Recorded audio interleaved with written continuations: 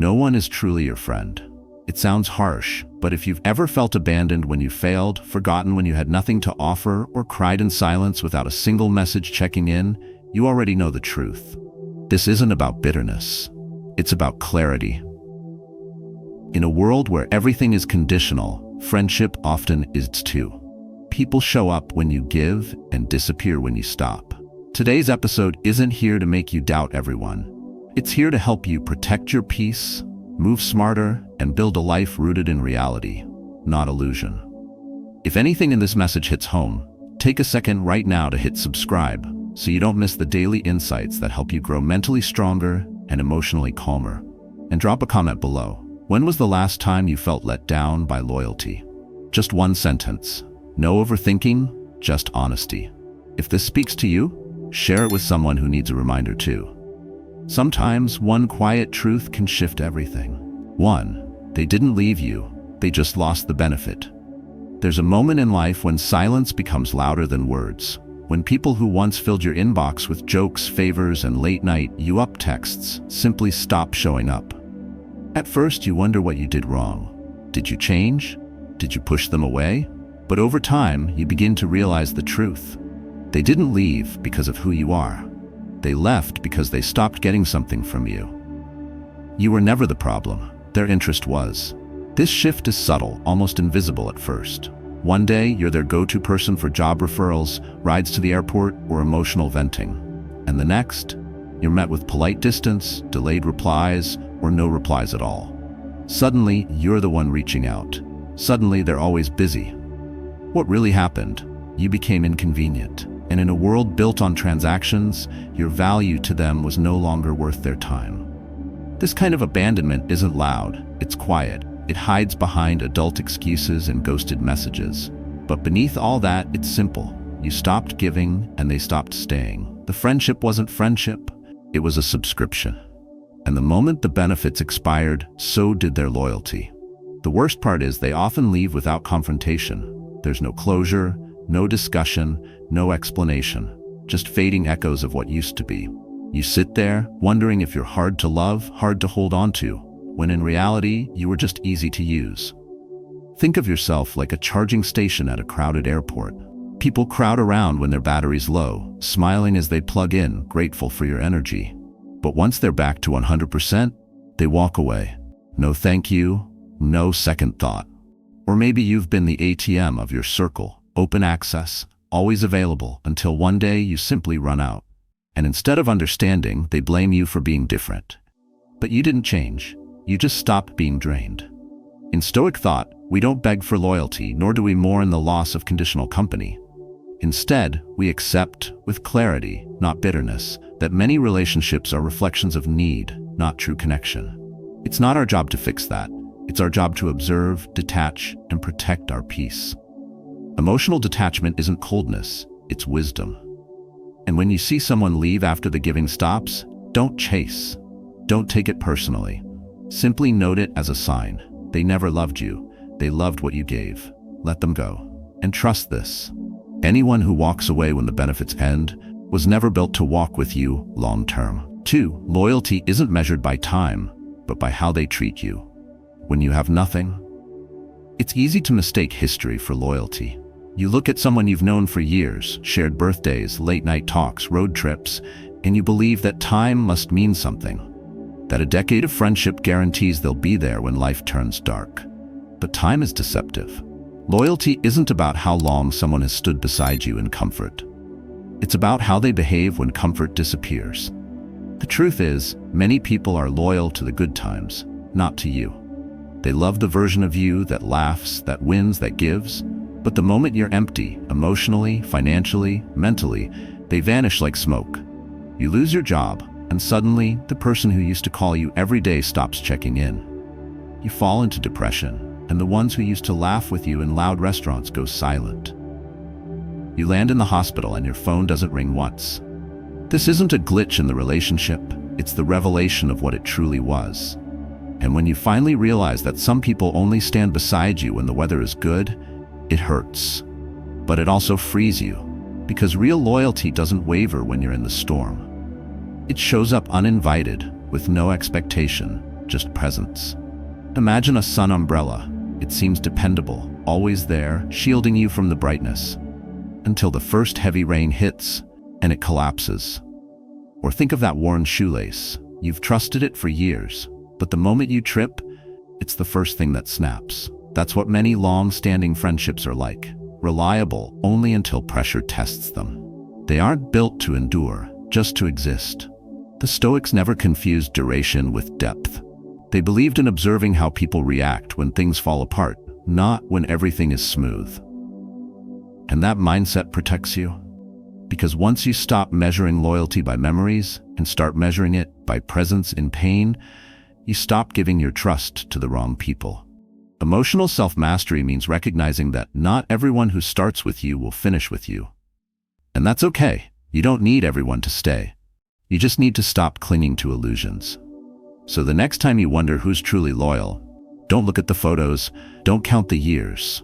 Ask yourself, when I had nothing, who stayed? Who called when I was silent?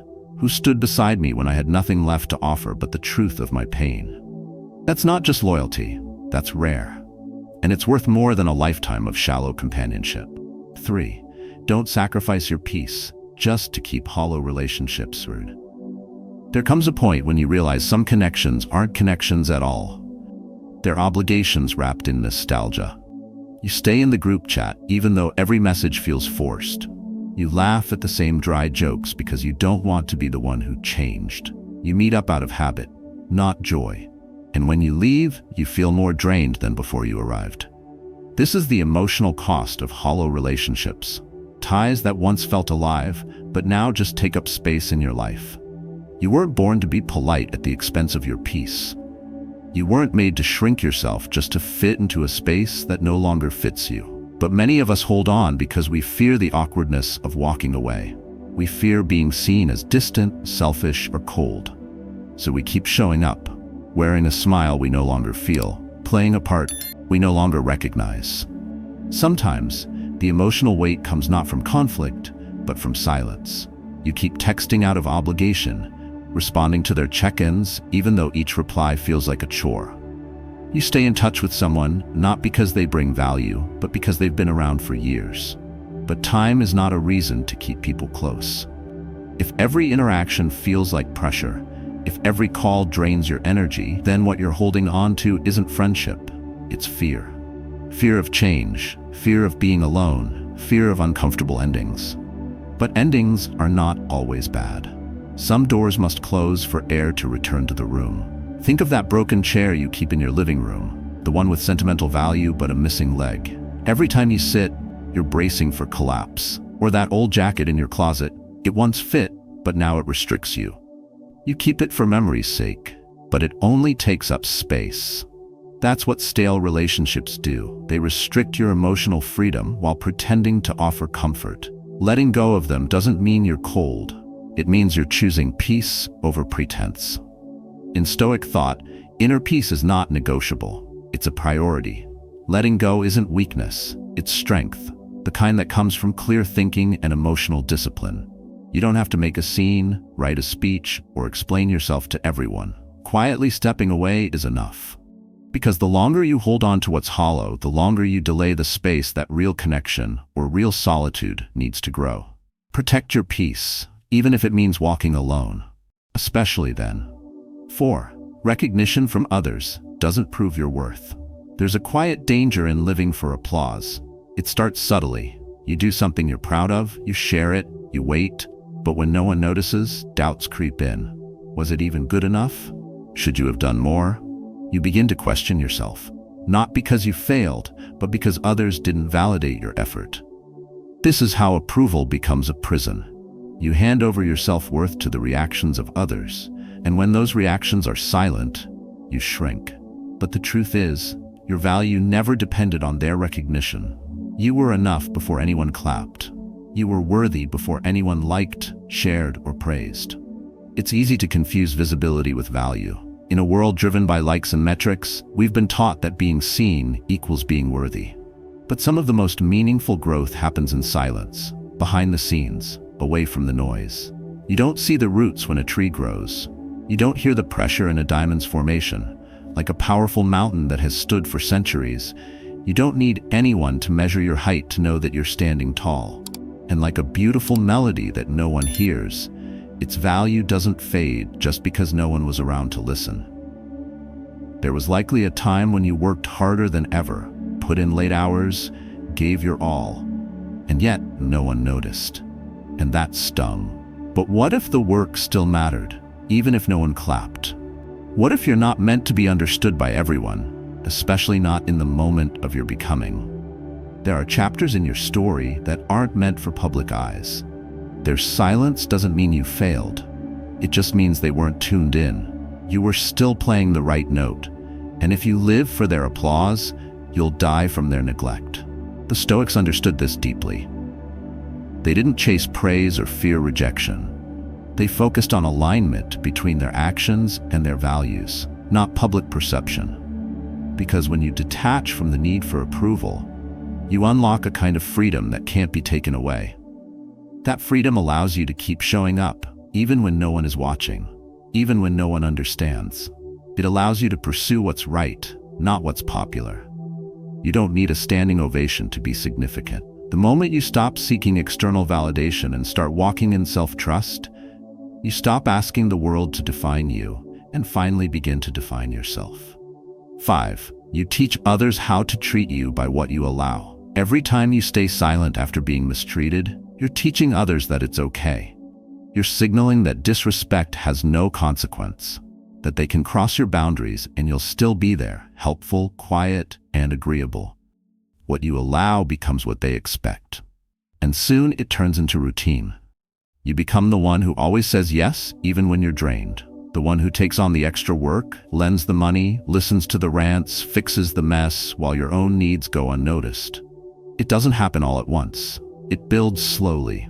You sacrifice small pieces of your dignity in exchange for peace, not realizing that the peace you're protecting is fake because it never included you. Maybe it started with a close friend who asked for help one too many times. You gave without question because that's what good friends do. But then, when you needed support, they vanished. And still, you said nothing. Or at work, your colleague kept handing off tasks to you. You handled it, thinking it would stop. It didn't. Why would it? You kept showing them that your boundaries were flexible, or worse, non-existent.